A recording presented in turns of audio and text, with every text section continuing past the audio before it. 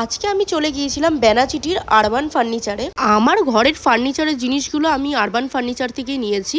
আমি একটা dressing table order দিয়ে বানাতে দিয়েছিলাম, তো দেখতে পাচ্ছ এই ড্রেসিং টেবিলটা আমাকে দিয়ে গিয়েছিল। তখন দেখো আমরা যেরকম বানাতে বলেছিলাম সেই টাইপের ড্রেসিং টেবিলটা তখন বানায়নি, আমাদের পছন্দ আসেনি।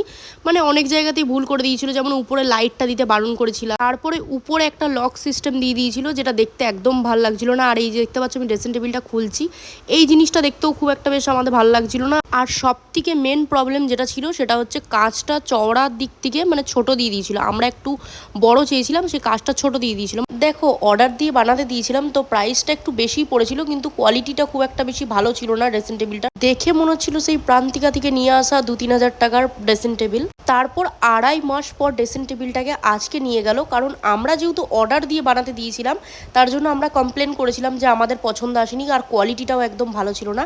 আর নতুন ড্রেসিং টেবিলটার ডিজাইনটা দেখো কতটা সুন্দর, আর কাজটা চওড়াতে কতটা বেশি বড়। জানি না তোমরা কতটা ভিডিওর মধ্যে বুঝতে পারছো, বাট খুবই ভালো কোয়ালিটির এবার বানিয়ে দিয়েছে ড্রেসিং টেবিলটা। মানে এত সুন্দর, মানে তোমাদেরকে বলে বোঝাতে পারবো না।